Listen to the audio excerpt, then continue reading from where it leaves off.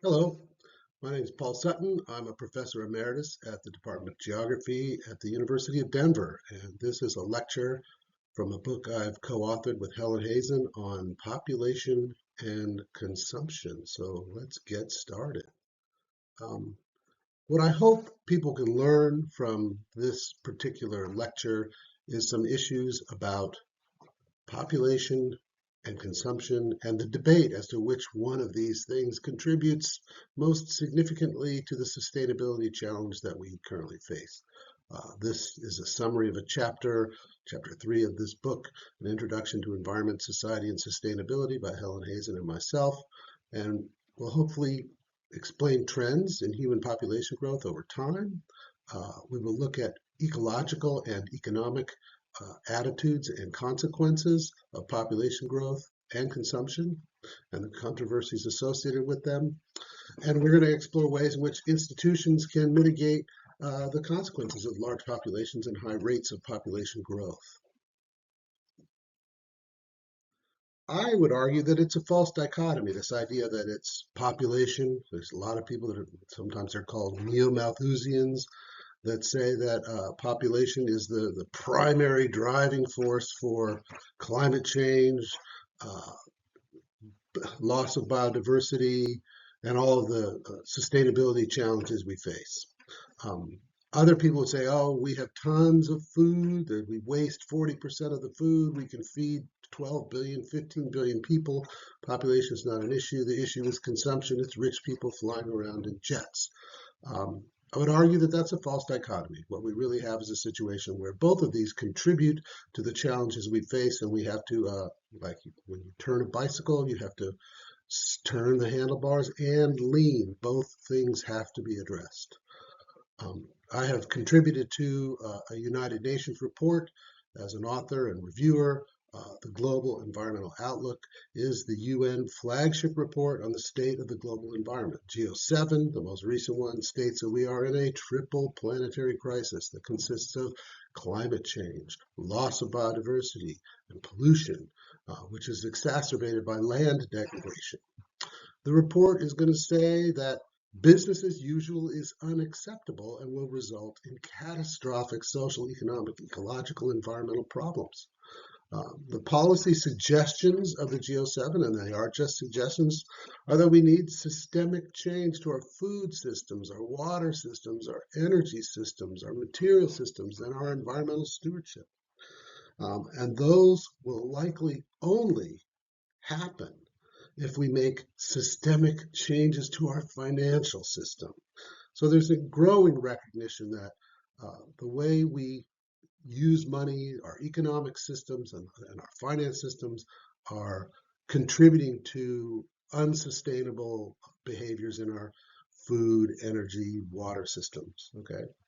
So you might hear this as a critique of capitalism. It sort of suggests that capitalism is the root of our sustainability challenge. I've heard people say that it's actually patriarchy, and patriarchy is just a symptom. I mean, capitalism is just a symptom of patriarchy. I'll throw that out for you guys to have discussion questions later in this presentation. Um, Many scholars focus on features of capitalism as a cause of this ecological overshoot. While capitalism may be problematic, many civilizations destroyed ecosystems to the point of collapse long before it became our dominant economic model. So I wouldn't think that Easter Island was particularly loaded with capitalists or Mayan civilization. We have a history of collapsing civilizations that weren't necessarily engaged in capitalism per se. So blaming capitalism is I think it's interesting because capitalism does require perpetual growth, and perpetual growth is not something that is sustainable. So that's for future discussion and later in this class. In any case, identifying population growth as a challenge that needs to be thought about and addressed goes way back, right? Even Plato, so this is way before capitalism, observed that environmental degradation can be attributed to the size of populations. Cutting down trees in the Mediterranean, a lot of deforestation was going on in the Mediterranean during the Roman Empire. So um, it's been recognized that population contributes to environmental degradation. Aristotle said that the state government is responsible for balancing population with resources. Okay, the Roman Empire sort of turned this around and became a very growth-oriented enterprise. They wanted population to grow. They had pro-natalist policies encouraging Roman citizens to have babies, and they had a growth is good policy because they were expanding and essentially taking over vast parts of the world. Uh, in the literature, I hope you've heard of Jonathan Swift. He wrote what's the story? Gulliver's Travels with Lilliput and the little people tying down someone. But he also wrote something called A Modest Proposal. It's regarded by many as the archetype of satire. And Jonathan Swift's Modest Proposal was a way to address the population problem. Satire is presenting something that is obviously horrific to get people to think about a problem. So he presented, in the guise of an economic treatise, an essay that proposed the country ameliorate poverty in Ireland by butchering the children of the Irish poor and selling them as food to wealthy English landlords. Swift's proposal is a savage comment on England's legal and economic exploitation of Ireland. So was it capitalism when this was going on? Yeah, it was the beginning of capitalism. Um, but it's interesting to note that Swift's essay in 1729 predates the famous essay that people usually talk about in a population class, which is Malthus's essay on the principle of population, which came out in 1798. And this is a little cartoon of a big fat English landlord eating a baby. Um, just satire, but pointing out that people were thinking about population problems for a long time. Uh, Malthus, as you probably heard, wrote his famous 1798 essay on the principle of population. His core argument was that human population will outgrow its capacity to produce food. Uh, he argued that human populations can grow exponentially, which they can, but they're not doing that now. By the way, we'll get into that a little bit. Um, two parents potentially producing multiple children and even more grandchildren. The expansion of the food supply was linear, and that turned out to not be true either. So a lot of people will argue that Malthus was just wrong. Populations don't grow exponentially and food supplies do not grow linearly. He was unaware of how technology would change our capacity for growing food, etc.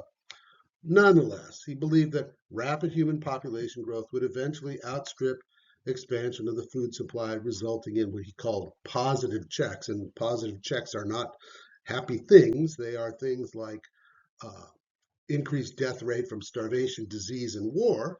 And he also acknowledged that there could have been preventative checks. He mostly thought it was just abstinence, people not having sex, which he didn't think was going to happen. He was not aware of birth control technology that ultimately manifested after he was long gone. So birth control wasn't a preventative check in his mind. Uh, so he basically thought poor people would not engage in self-restraint, have too many children, there'd be a glut of poor people, and this problem would manifest. So that's the gist of Malthus's essay.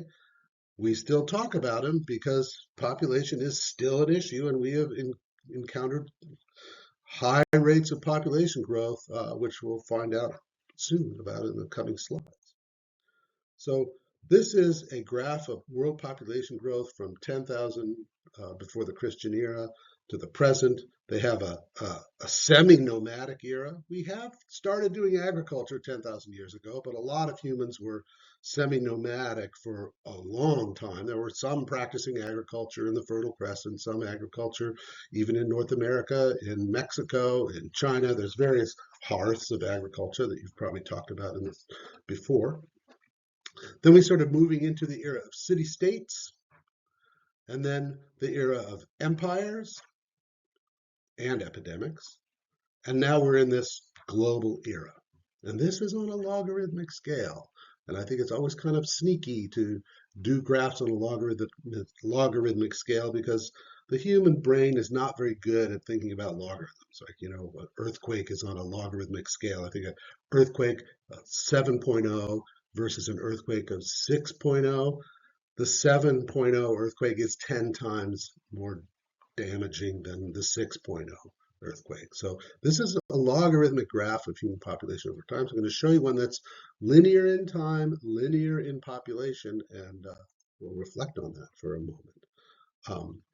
So this is a linear graph, and you can see that the human population just dribbled along with a very low rate of growth, and it did pick up a little bit around agriculture. So agriculture was a significant development in uh, human civilization, and it did allow for slightly increased population growth rates and slightly increased both birth and death rates, right? So diseases were more abundant in agricultural societies while birth rates were also more abundant. So uh, but the result was higher birth rates. Rather, the birth rate increase was bigger than the death rate increase, and so the human population started growing slowly. But it really kicked into high gear with the Industrial Revolution and the mechanization of agriculture, etc.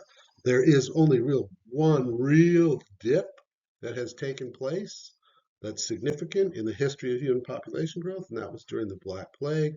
Very interesting questions to be asked about the consequences of the Black Plague on the human condition.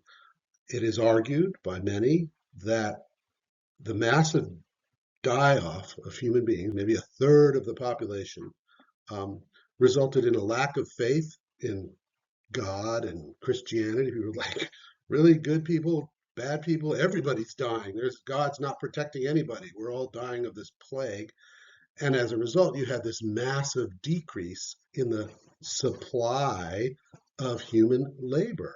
And laborers that were needed to farm uh, could, you know, negotiate higher fractions of the output of their labor. So they got an increase in their level of economic development. And it is argued that the Black Plague, by reducing the supply of labor, increasing compensation to the people that did survive, fostered the Renaissance and then the Enlightenment. So it's interesting. The demographic influences on the trajectory of human civilization are likely very profound.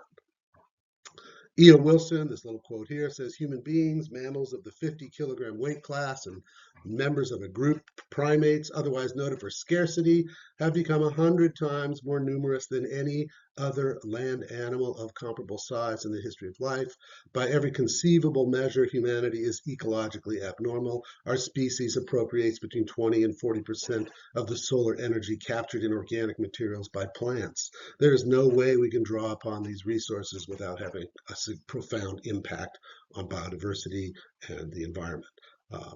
I don't have the graphic in this talk. You might have seen it in another talk. It's astounding, the human presence on the planet. So let's look at mammals. So these are animals that give live birth. Whales are mammals, orangutans are mammals, rats are mammals, mice are mammals, humans are mammals. Now, what percent of the terrestrial biomass of mammals? So this is lions and tigers and bears and rats and mice and humans and cows and goats and sheep, etc. What percent of terrestrial mammals are humans and their livestock? So Homo sapiens and then cows, sheep, goats. What percent are humans and their domesticated livestock? Well, it turns out that 96% of terrestrial mammals are humans and their livestock. So whales, oh well, it's terrestrial, so we don't do whales. Lions, tigers, rats, mice, cheetahs, all the other mammals constitute only 4%. Only 4% of mammals on land are wild. Possums, quolls, I don't know if possums count. Mammalian possums. We've got marsupial possums too. So some basic questions, okay? How many people live on the earth right now? What is the annual percentage growth rate of the planet? If this rate remained constant, how long would it take for the Earth's population to double? Okay, so what I find astounding is if you Google what's the population of the Earth right now, you might get numbers anywhere from 8 billion to 8.3 billion. I think so. The error that you'll see just in honest attempts at measuring the size of the human population is close to 300 million people, right? zero point 0.3 billion is 300 million people. Um, but I think the best estimates right now are 8.2 billion. I don't know if you took chemistry or had any class where you had to do significant figures in a lab, like, how precise is this measurement? Precision and accuracy questions about that. But I've consulted with the experts in the world, and like, how many significant figures do we have in our knowledge of the total size of the human population? And it's either one or two. We're pretty sure it's 8 billion. And how solid are we on that? Point 0.2? It might be 0.3, it might be 0.1. It's probably 0.2. But that's the maximum number of significant figures. So there's probably going to be some day in your life in about 9 or 10 years where somebody on TV or social media is going to say, today a woman gave birth in Nigeria to the baby that represents the 9 billion mark of the global human population. Well, that's just bogus. We don't know when the Earth is going to hit 9 billion. And maybe we won't hit 9 billion. We're expected to, but it depends on our knowledge of death rates, and we'll get to that in a little bit. But we don't know the size of the human population. We're probably off by hundreds of millions. We just simply don't have the capacity to measure it that accurately. It might get better as the population shrinks, or as we get wealthier and everybody gets their own personal cell phone issued to them at birth for monitoring their location and health, etc. But at this point, it's 8.2 billion. That's our best guess. The 8, we're pretty much rock solid positive about. The point 0.2, could be wrong, but that's our best guess right now. What is the annual percentage growth rate of the planet? I mean, let's ask the class, everybody, what do you think? Is it 2%, 3%, like a great return on your investment? If you buy a CD and you get 4% on your money, that's pretty good. Do you think the global population is growing at that rate? And basically, no, it's not. The fastest the global population growth rate ever, well, Adam and Eve had a baby, that was 50%. But we're talking once we had established a real human size, significant human population, the percentage growth rates peaked around when I was born in 1961. And that was about 2.5%. The global population growth rate grew at 2.5% per year. Um, During the course of my lifetime, from 1960 to 2025, the population growth rate, the annual percentage increase in the size of the global human population, has steadily decreased and is now roughly 0.85%. So it's less than 1% per year. So that's the annual rate, global population growth rate.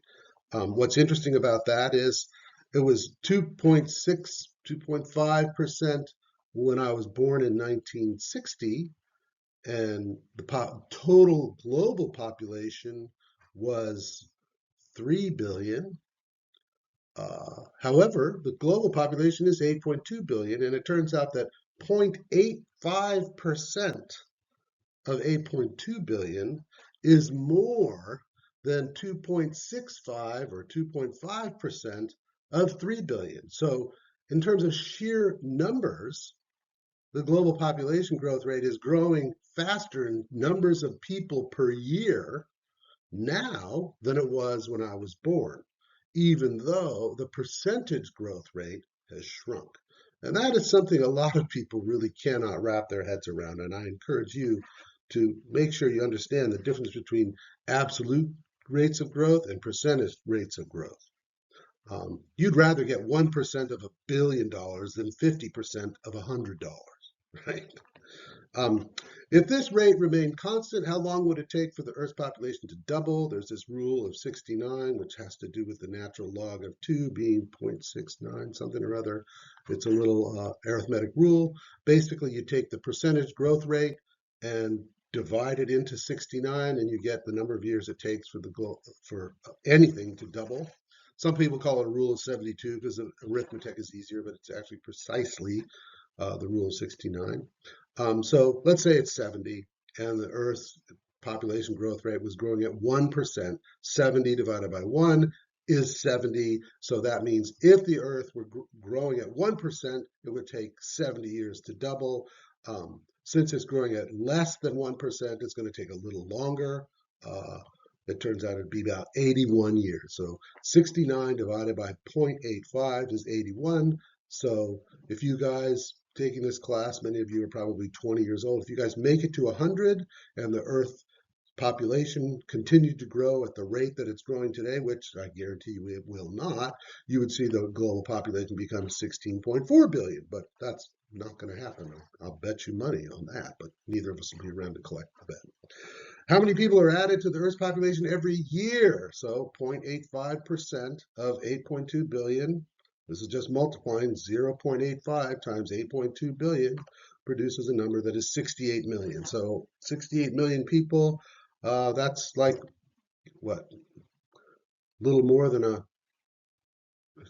almost two California and a Texas every year added to the global population. What does that work out to every day? Just divide 365 into 68 million. 186,000 people are added to the global human population every day. Every hour, 7,750 people. Every second, 2 people are added. 2.15 persons are added to the total population of the Earth. So if we think about that, that means more than that many people are born because every second something over 1 person dies on the planet. So the births minus the deaths per second is 2.15. Now, abortion is something that does influence demographic trends. We have a lot of interesting changing laws about abortion. Roe v. Wade was overturned. Some states have made it very, very difficult to get an abortion. Some have completely outlawed it. Nonetheless, how many abortions do you think happen in the US every year? And then how many do you think happen globally?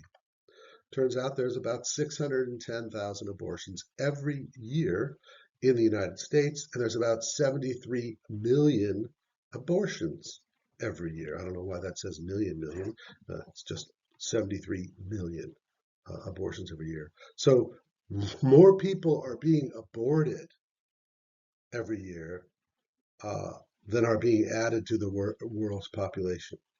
So can you imagine if we actually successfully outlawed abortion globally, we would double the rate, more than double the rate at which the global human population is growing. Whether you think that is a good thing or a bad thing is up to you. I think it would be a terrible thing because a lot of the 68 million people joining us on planet Earth are not experiencing fresh water, clean air, good human rights because of all the environmental challenges associated with both population growth and consumption, climate change, loss of biodiversity, land degradation, pollution, etc. So what's in store for future populations? A guy named Rostow produced this graph basically saying this graph represents the growth rate of the human population, which is this very, very, very small number close to 0 that goes, then it goes up to 2, a little over 2%, and then goes down and back to a very, very low grade close to 0. Is that graph possible? Could that actually be a description of reality? Turns out, yeah, that is exactly what has happened for most of that graph. Through the top of that spike, halfway down the spike. So this has already happened. The human population growth has done this. It's gone up to here and peaked right about when I was born, and then it came down to 0.85%. That's 1, so it's now down to less than 1%. So that is the spike in human population growth rates. And it will continue to go down as fertility rates drop, and we will reach another level that is zero, essentially. Um, what does zero population growth mean? It doesn't mean, well, if you have no humans on the earth, then you have ZPG. Zero humans, zero population growth rate. That's true. But you could have 1 million humans on the earth, and if that million stayed 1 million, births equaled deaths over time, that's also zero population growth. You could have 20 billion people on the earth, and if that population growth, that population stayed stable at 20 billion with births equaling deaths, you'd have zero population growth. So zero population growth just means that whatever the population size is, it doesn't change. Negative population growth is when there's fewer people going forward in time. Positive population growth is when there are more people going forward in time. What does a sustainable economy look like? I would argue that an important question about economics is population, and this is one that most economists do not take into account very well. Um, I would argue that a sustainable economy has to have a population that's in ZPG. If the population is shrinking, then you're on a trajectory where there will be no humans. If the population is growing, then you are in a perpetual growth state, which means that you will run out of resources. So what does this graph imply about total population? It just basically says that the total population will achieve ZPG at some point. Where that's going to be, who knows? We'll see. This is zooming in on Rostow's spike. So here is Rostow's spike. If you look at it stretched out and magnified, the green parts of the screen have already happened, right? Due to this, before I was born, this is what my dad was born. My dad was born here, 2 billion, 3 billion, and we peaked about when I was born, and the global population growth rate has descended to now to 0.85% per year. Okay, and the total population has increased, and is leveling off. So is this exponential growth? No, exponential growth goes through the roof, right? Goes up and up and up. We're already slowing down from exponential growth. So the human population growth rate has spiked, with the onset starting around the beginning of the Industrial Revolution, mid-1700s. The peak of the spike took place around 1960 at around 2.2, 2.5%. We don't know exactly.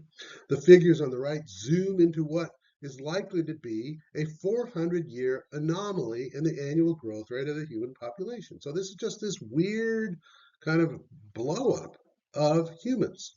If this is bacteria in a petri dish, the bacteria explode to the edges of the petri dish, and then when they hit the edge of the petri dish, they run out of resources and die.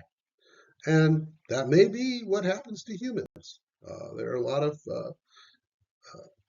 people that study microbes and think humans are doing exactly what microbes would do in a petri dish, where the petri dish is the earth and humans are the bacteria in it. So it's inevitable that the human population is going to shrink. Okay, these are countries. Each dot represents a country. This line here represents the zero population growth rate fertility rate. So it takes 2.1.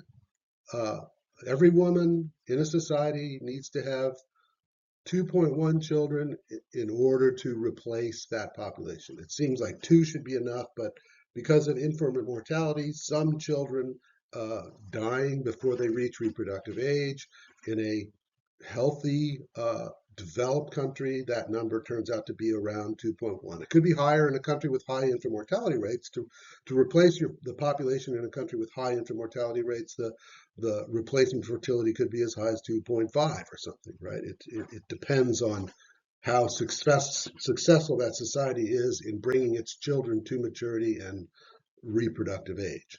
In any case, most countries of the world are at fertility rates that are below replacement. These big bubbles, you can guess, are what I believe are the only 2 countries that will ever have achieved a total population of 1 billion. India is the most populous country in the world. China is the second most populous country in the world. This third big bubble is the United States. Our fertility rate is below 2.1. Our population growth is only happening because we have immigrants coming into the country. Without immigration, the United States would be in a state of negative population growth because our native population has a fertility rate that is below 2.1. Okay, so this is from a New York Times article. You can click on the link here. TFRs around the world, most of them are below replacement. There are some countries, mostly in sub-Saharan Africa, that have fertility rates that are higher than 2.1, which means all these bubbles represent countries that have population growth rather than population decline. And the modeling suggests that we're going to peak sometime between now and 2090. The global so this is all has already happened. We're here. This is a projection.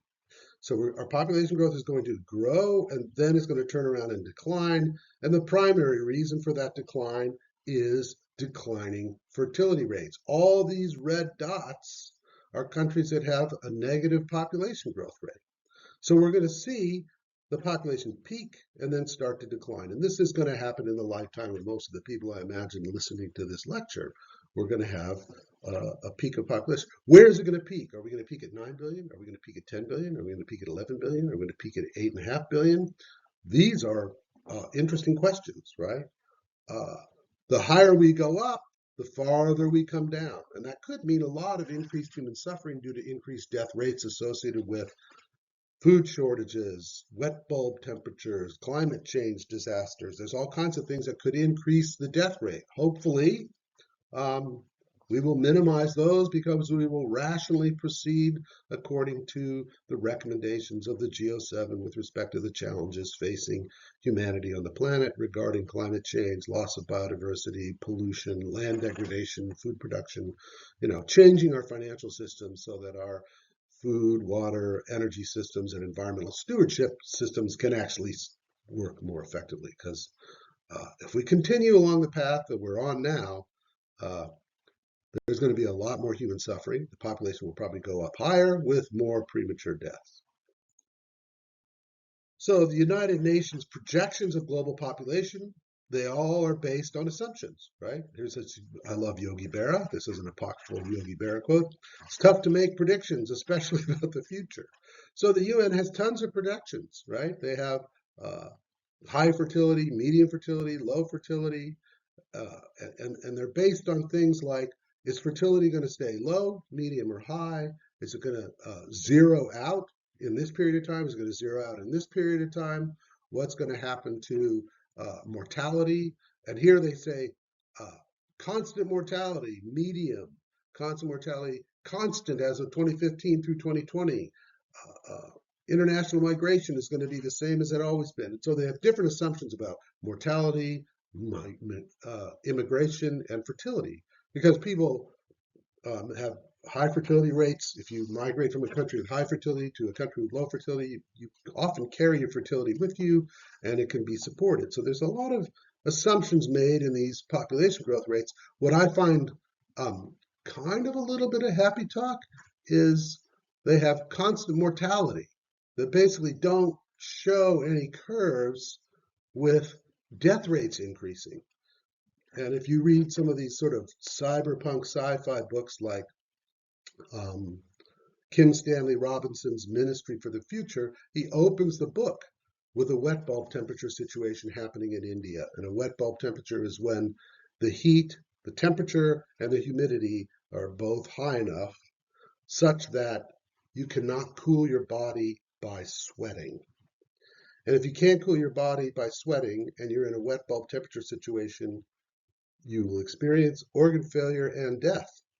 And so if you are in a region of the world with a very dense population, like parts of India, experiences wet bulb temperatures, and there is a lack of electricity to produce air conditioning, then you have massive die-offs. And so he opens the book with something like 200 million Indians dying of a wet bulb temperature event. It's just a horrible, unprecedented, scary disaster. It's science fiction, but it's, one of the things that we're being warned about in IPCC reports with respect to climate change. So that's a pretty scary proposition. And so in the book, India starts to decide to engage in geoengineering, and they get all of their airplanes to scatter sulfate particles into the stratosphere to block the sun and try and use human geoengineering technology to stop the effects of climate change because we failed to deal with it in years prior to that. Um, so population policy, should we have it? Some people would say that we shouldn't have it. It certainly has manifested in the world.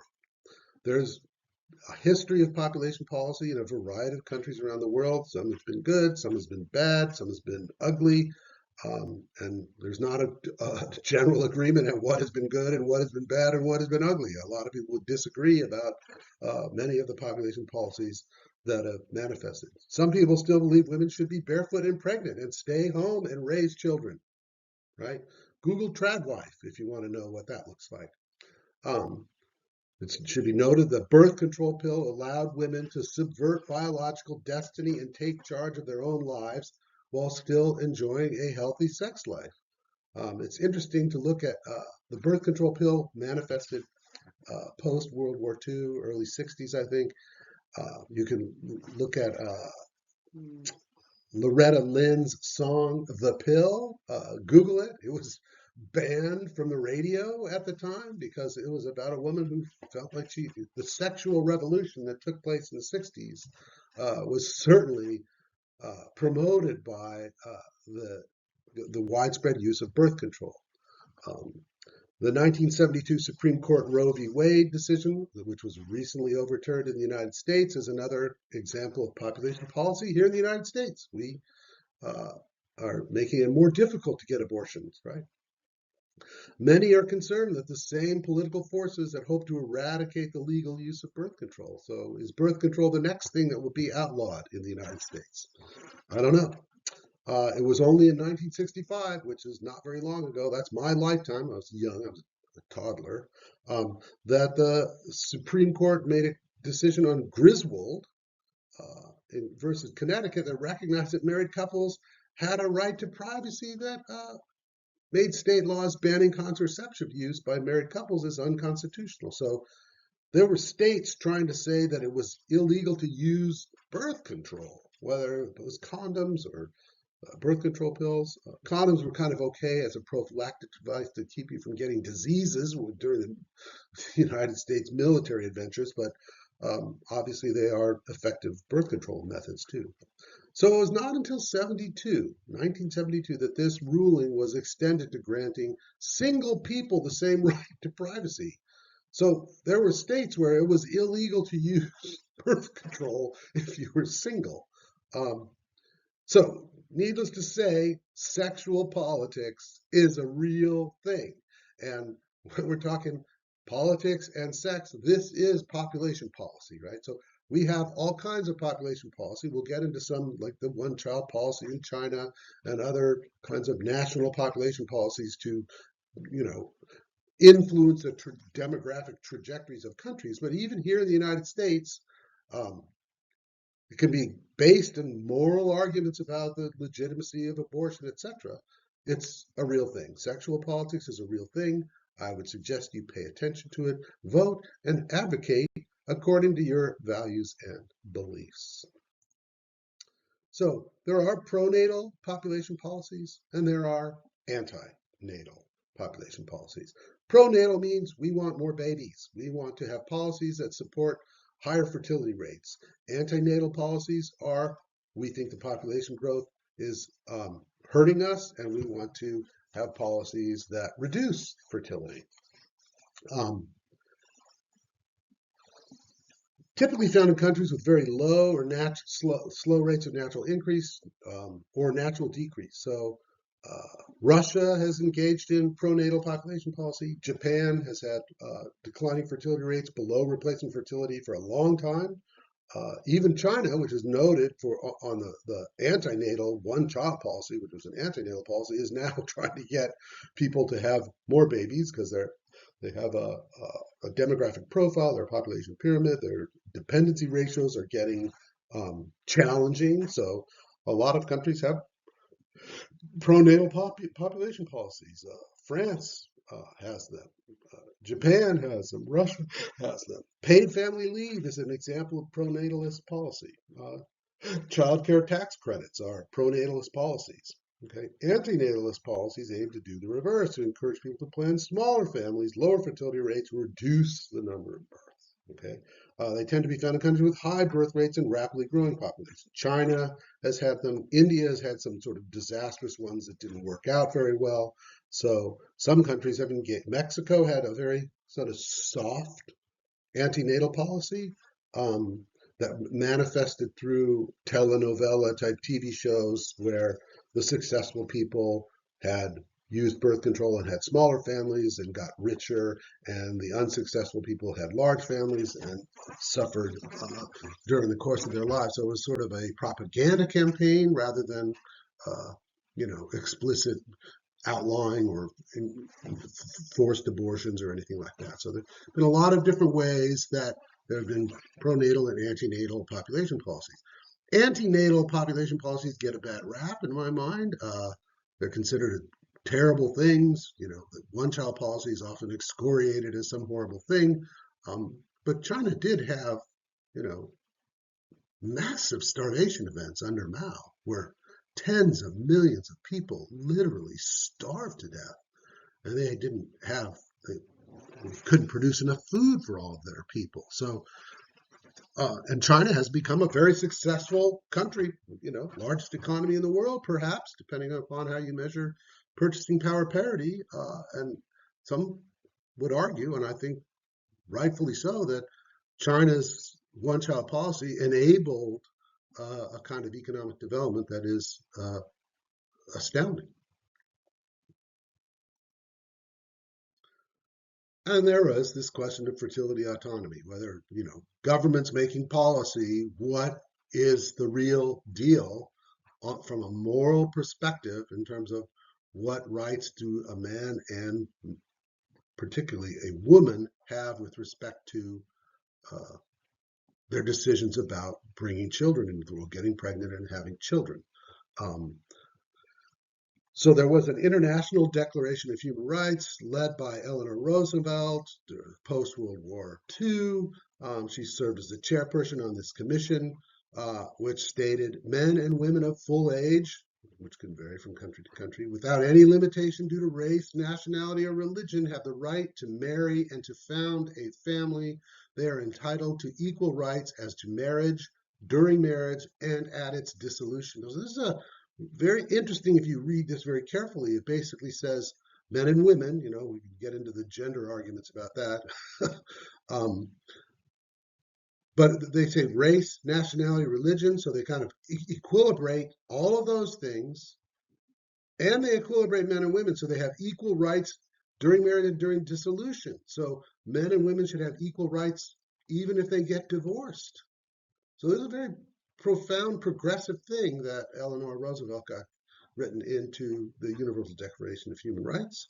This was followed up with a proclamation in Tehran in 1968, which said parents have a basic human right to determine freely and responsibly the number and spacing of their children. So in one sense, you could read this, parents have the right to have as many children as they want.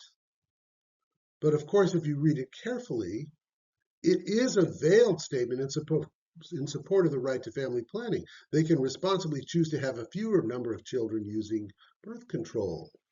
Whoa. Okay. So this is interesting with respect to fertility autonomy, right? Now, of course, a lot of the abortion debate is, well, what about the rights of the unborn child? Okay. I have a colleague, a woman named Sarah Bexell at the University of Denver, who wrote a paper with some of her colleagues titled A Human Rights Approach to Family Planning. And they asked the question, we present reflections on the current normative model of family planning and provide a novel alternative model centered on children's rights. So does that child coming into the world have the right to clean air, clean water, an education, and those kinds of things? Does the community that that child is being born into have rights to say how many people it wants to have, right? We have anti-immigrant thing going on in the United States where we're trying to build walls and stop people from coming in to our country. Um, what if the immigrants are coming in from women's wombs and people, a community decides that we can't support all of these children? So it's an interesting take rather than the rights of the parents to have as many kids as they want, or the rights of the unborn child to come into the world. Does that unborn child, when it is a manifested born child, have rights to clean air, clean water, an education, etc.? So it's a different take on fertility autonomy and thinking about it differently that I think is worth considering. So clearly, population is an issue. There have been numerous population conferences sponsored by the United Nations. The first one was in Rome in 1954. The first one was the objective of just exchanging scientific information about demographic variables, their determinants, and their consequences. So this is a lot of age-specific fertility rates. What are the total fertility rates? What are the infant mortality rates? Getting a handle on the data we need to gather and the systematic ways we can do it in such a manner so that we have apples to apples to apples ways of comparing data from country to country, region to region. There was another conference in Belgrade, emphasized the analysis of fertility dynamics as an essential element of development planning policy. So we're starting to see the world's population is growing rapidly. You know, this is the era of higher than 2% annual global population growth rate. So the population was doubling every 35 years, every 30 to 35 years. The global human population was slated to double. You know, a few years later, Paul Ehrlich wrote The Population Bomb. Right? We started freaking out about population. And so they wanted to know, well, what controls fertility? Why do women have 7 children? How do we, if we wanted women to have fewer children, what policy levers could we pull to draw down fertility? And so that's what the Belgrade Conference was interested in. In 1974, there was a conference in Bucharest. And it created the World Population Plan of Action. This plan advocated for social, economic, and cultural development of countries, stated that demography and development are interdependent, right? Economics and population tie together. The catchphrase of the Bucharest meeting was, economic development is the best contraceptive, okay? And so this is sort of a response, particularly in the developing world. Yeah, the Belgrade conference is like, how do we reduce the fertility rates? You know, we want to reduce the fertility rates in the developing world. And they were like, well, you know, if you really want our populations to go down, we need to go through the kind of economic development, the demographic transition that's associated with becoming wealthier, right? And so the developing world, particularly with China, said, you know, if you want our fertility rates to drop, help our economic situations improve. And so that's interesting.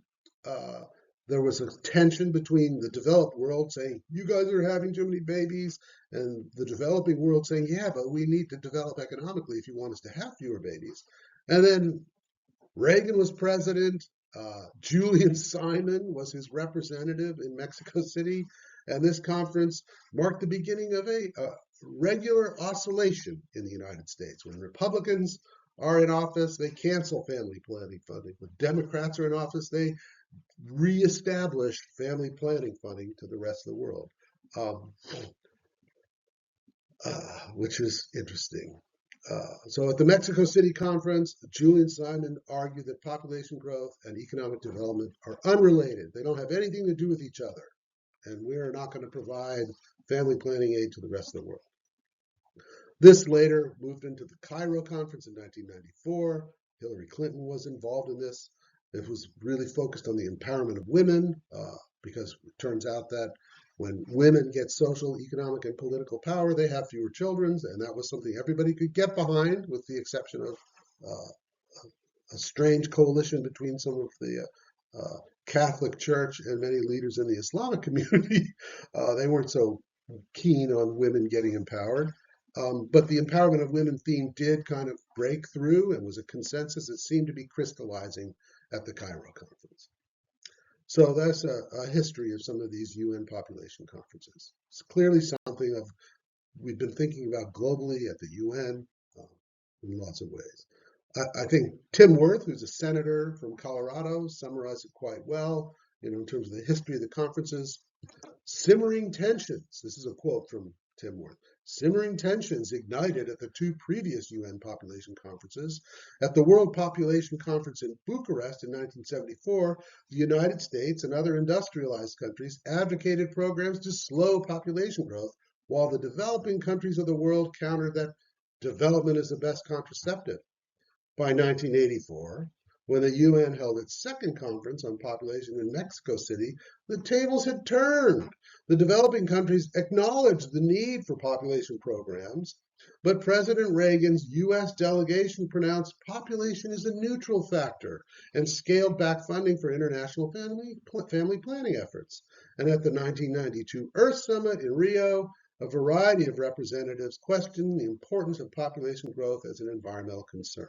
So this is really interesting. What we're seeing is this evolution where we were really worried about population growth, particularly in the developing world. We had global population growth rates above 2%, where we would see the population of the world doubling every 30 years. So in the course of a typical US human lifetime, you'd see a 4 times increase. The global population would increase by a factor of 4.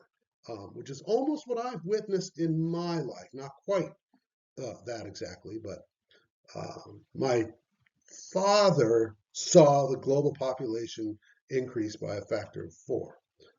4 times. It went from 2 billion to 8 billion in his lifetime, which is just astounding, really. So it was recognized as a problem, and environmental groups that were worried about birds or DDT or water pollution or whatever recognized and agreed that population was an issue. Okay, so environmental NGOs were all on the same page in the beginning, but then they abandoned advocacy for population stabilization. It's really interesting, right? The 1970s were remarkable in their bipartisan support. Republicans and Democrats. Recall Richard Nixon, Republican president, created the Environmental Protection Agency. He signed the Clean Water Act, the Clean Air Act, right? This is NEPA. This has all happened under Nixon, Republican presidents, right? The 1970s were remarkable in their bipartisan support for dramatic environmental legislation. And this is all being rolled back now. The Congress, this is from the NEPA Act. The Congress, recognizing the profound impact of man's activity, is very patriarchal there. But that's a quote, right? Congress recognizing the profound impact of man's activity on the interrelationship of all components of the environment, particularly the profound influence of population growth. Astounding that this is in a government statement in light of where we stand today. Well, we can't say anything like that. So numerous environmental NGOs were aligned with these sentiments and endorsed population stabilization. In 1970, everyone was on board with Earth Day, but this alignment deteriorated by the 1990s. Okay, so why did the consensus degrade and polarize into incoherence? Right, we got Joe Biden going red sea, blue sea, the red-blue divide that we have in our country, getting the parted seas back together. Now that would be a miracle. Amen. So despite governmental recognition of the reality of the population problem, the NGOs walked away from the population issue. And this was particularly intense within the Sierra Club. So the Sierra Club had this big schism. There were people that said Sierra Club should say something about immigration, and other people said, oh no, we shouldn't say anything about immigration. And the controversy as to whether the Sierra Club should take a stance on immigration polarized the Sierra Club, and they figured that the best way to stop the polarization was to just say we're not going to say anything. Beck and Kalenkowitz argue that there were 5 causes for the environmental movement's abandonment of embracing population-related policy prescriptions in their platforms. And here's what they suggest. U.S. fertility rate dropped below replacement in 1972. So Domestically, we were starting to go into negative population growth land. Our fertility rate was below 2.1. The only reason our population was growing was due to immigration, right? Abortion and contraceptive politics created organized opposition. So, talking about demographics when you were talking about abortion and contraceptions really polarized people. So it was like, we don't want to touch that if we want our donors to keep giving us money because we want people on both sides of this issue to donate money to the World Wildlife Fund, uh, the Audubon Society, the Sierra Club, etc. And women's issues became priority concerns of population groups, so that upset some people. And there was a schism between conservatism and progressivism. Uh, and immigration became a politically correct taboo because of US population growth. So, sadly, in my mind, uh, the population issue got pushed aside from all of the uh, environmental issues associated with climate change, loss of biodiversity, pollution, etc. So it's interesting what happened. Kenneth Boulding in 1966 used the title of an essay, The Economics of the Coming Spaceship Earth, and he contrasted the history of the frontier, or open economy, with unlimited resources, to the closed economy of the future, which might similarly be called spaceman economy, in which the Earth has become a single spaceship without unlimited reservoirs of anything, either for extraction or for pollution, and in which therefore man must find his place in a cyclical ecological system.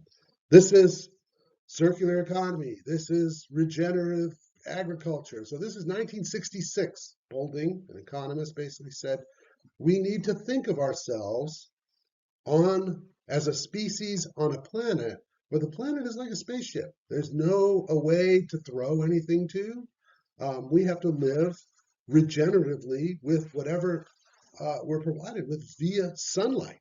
So we got these cool things called plants that do photosynthesis by taking sunlight and some of the abundant chemicals on Earth, and they produce sugars which we can eat, and we are fundamentally depend on chemical energy to live as human beings. This may change when the robots replace us, but right now we have to live on food that is ultimately produced by photosynthesis from chemicals on Earth bathed in sunlight. Um, Recognizing the spaceship Earth idea goes way back. It's not a new thing. You're hearing it recycled as circular economy, regenerative economics, etc. But we have historically been living in a perpetual growth system that capitalism embraces, suggests that the economy needs to grow forever, and that is not basically viable anymore. Kenneth Boulding said, anyone who believes exponential growth can go on forever in a finite world is either a madman or an economist. And this was an economist saying that. Marshall McLuhan said, there are no passengers on Spaceship Earth. We are all crew. I like that quote. And Yuri Gagarin, the Russian cosmonaut, first guy up into space, said, orbiting Earth in a spaceship, I saw how beautiful our planet is. People, let us preserve and increase this beauty, not destroy it. I've heard conspiracy theories, and shouldn't promulgate these, that they really try to shut down the astronauts on what happens to them when they're in space looking down at the Earth and go, whoa, we really are by ourselves in the middle of nowhere. We better figure out how to live on this planet because the likelihood that we're going to colonize Mars is pretty low. Getting to another star system, not happening in a long, long time. Um, so this question about population growth versus consumption as the causes of our uh, environmental challenge, to me, it's fascinating. There's two sides to this. There's people arguing that, oh man, we're in deep trouble. They're the prophets of doom. If we don't, figure out how to live sustainably, we're going to be in deep trouble relative to other people who are called wizards um, that think, human ingenuity is amazing. We do amazing things. We have the green revolution. We got cell phones. We got Bitcoin, AI. Everything will be awesome. Everything is awesome. It's Taco Tuesday. Uh, a book was written by a guy named Charles Mann called The Wizard and the Prophet that really looked at this question: is everything going to be okay because we're so smart, or are we doomed because we're going to run out of stuff and we're going to pollute our own planet? And it's amazing to me that this is such a serious question. It is vigorously debated. There isn't a right answer to it right now. I think I know the right answer. I'm a prophet of doom, but there's a lot of people that are very intelligent that will disagree with me. And so this book basically said there are wizards and there are prophets. And I'll give you some examples of people that regard themselves as wizards and what their the tenets of these competing visions are.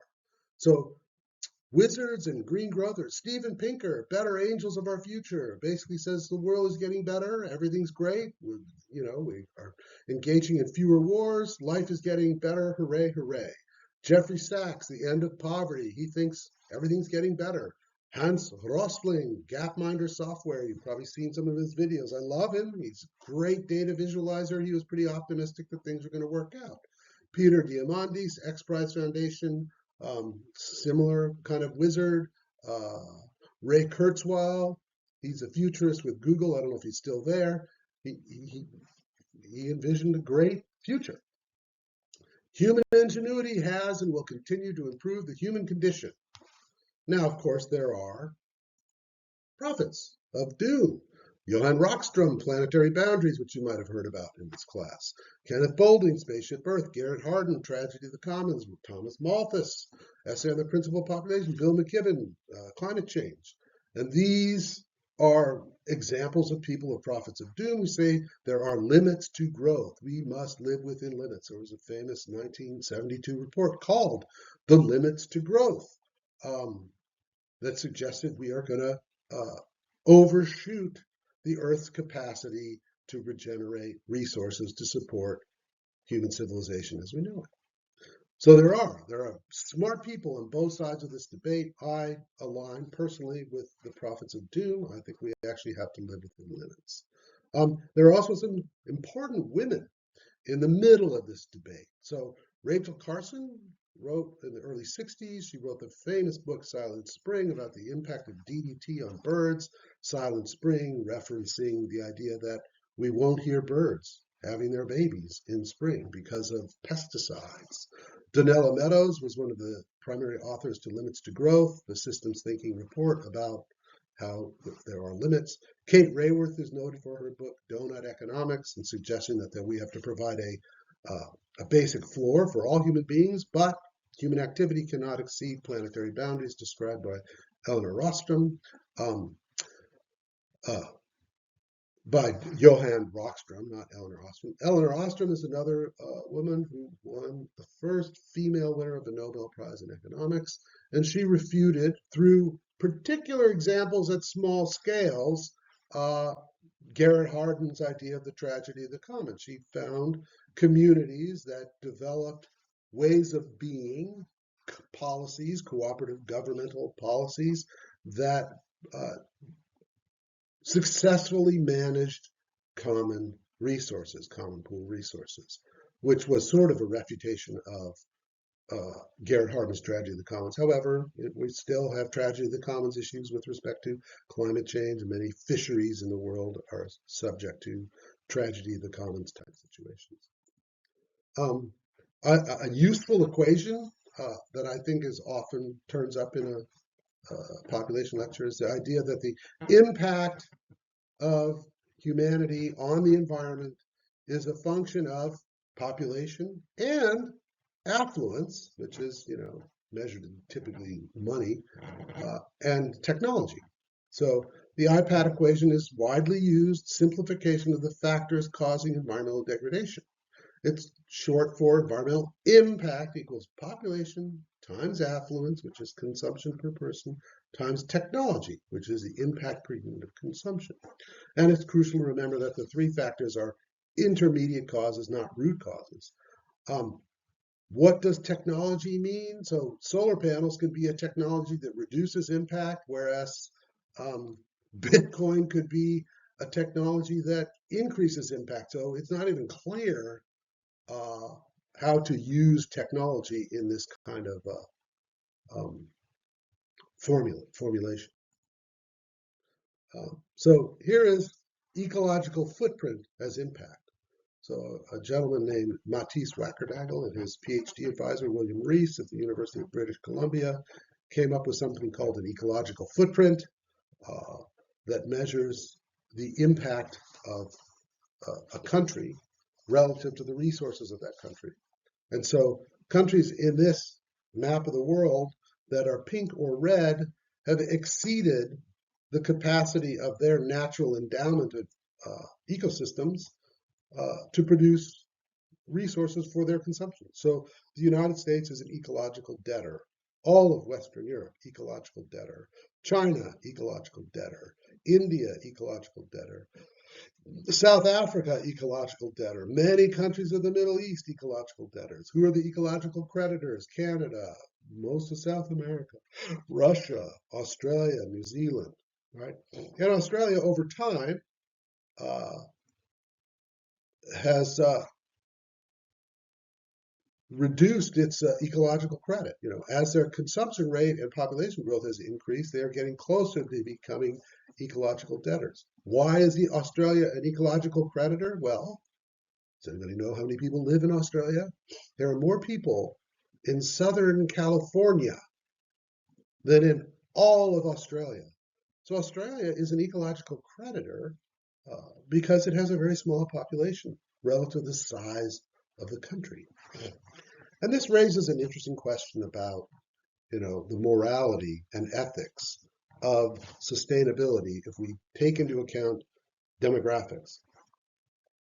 India, 1.3 billion, China, 1.3 billion, maybe India's 1.4, I don't know what the numbers are, but they're close to 3 billion, right? 3 billion in India, 3 billion in China.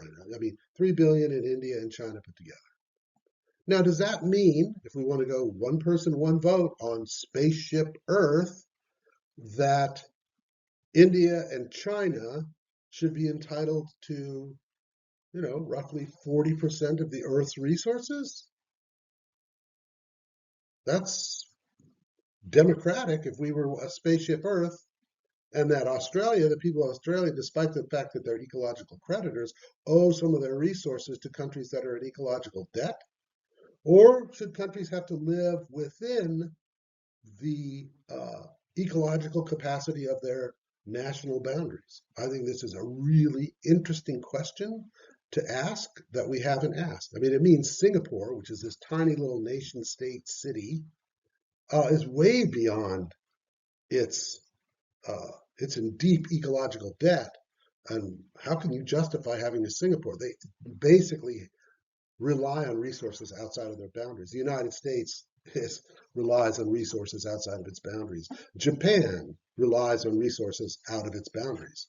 Do they have the right to those resources? These are interesting questions to ask moving forward.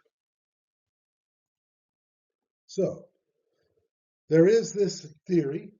Uh, I love this. Another Yogi Berra quote. In theory, there's no difference between theory and practice. In practice, there is. the, the, the environmental Kuznets curve suggests that as a country develops economically, that their environmental impact will increase as their technology grows. But once they get to a point where people are rich enough, they're going to say, hey, I want cleaner air, I want cleaner water, I want more biodiversity in my backyard, and they're going to reduce their impact on the environment. And so it's sort of like the uh, the what's the demographic transition. You know, you reach a place where birth rates are high, death rates are high, and then you go through economic development, women's empowerment, etc. And then you have birth rates are low and everything's great, and death rates are low. And so the Kuznets theory is that that's what's going to happen to environmental impact. Recent research has examined the hypothesis of an environmental Kuznets curve, the notion that environmental impact increases in the early stages of development, followed by declines in later stages. And basically, if you read this paper by uh,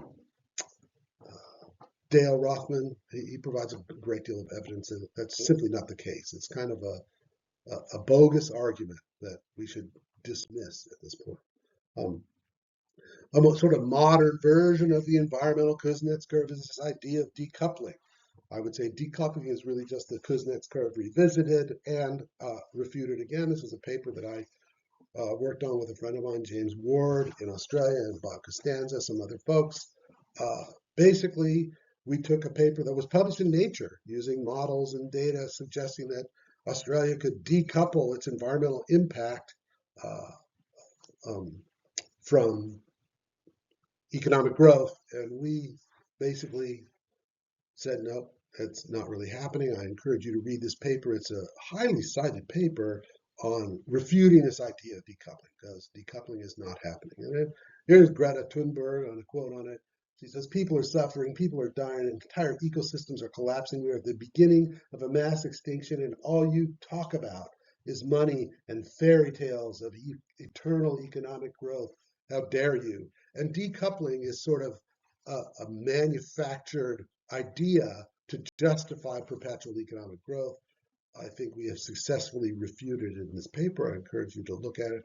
We've also written a sort of easy to read conversation piece about it. So, in conclusion of this chapter on population and environment and development, uh, I'd say there's a nexus between population, environment, and development that provides a sort of inflection point for uh, thinking about sustainability issues. Philosophical divides complicate our efforts to resolve the challenges we face. Is population size or consumption per capita more important in driving resource use? Should we be concerned about the limits to resources in a finite world, or will human ingenuity always keep us one step ahead? Will green technologies provide a win-win that solves sustainability challenges without having to address consumption, or must we find ways to actively encourage lower consumption lifestyles? Right? How might institutional developments influence our relationship with the environment and sustainability challenges with all the tools at our disposal, given the scale of sustainability challenges? Right? So you can read this little paragraph. It's not resolved. We haven't resolved this. And I would suggest that climate change, loss of biodiversity, the stuff we're writing about in the Global Environmental Outlook suggests we better figure it out, or nature will figure it out for us, right? The laws of nature are not negotiable. So some discussion questions that I encourage you to break out in little groups of maybe 2 to 5 people.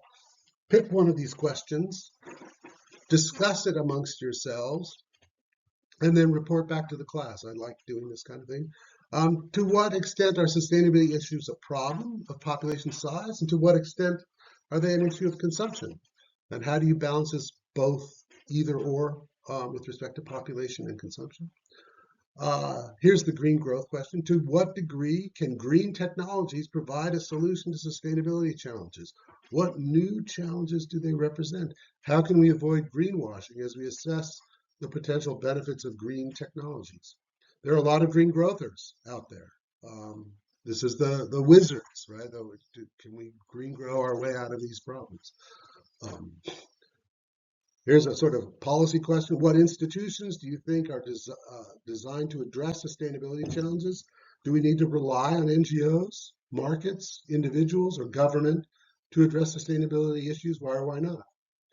Are NGOs succeeding in doing this? Are there market mechanisms to help us achieve sustainability?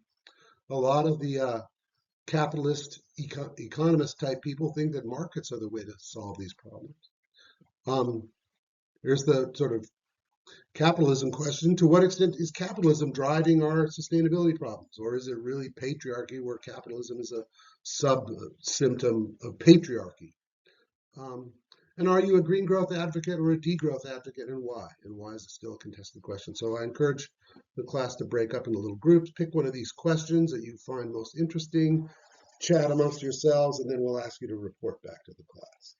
I'm going to put up this last slide as a review for people that are studying for midterms, etc. You should know these terms. I think I will end the lecture there, and I'll go back one to post the questions for discussion. It's not going back one. Well, hope you got those questions for discussion. And I'll end it there. Thank you so much.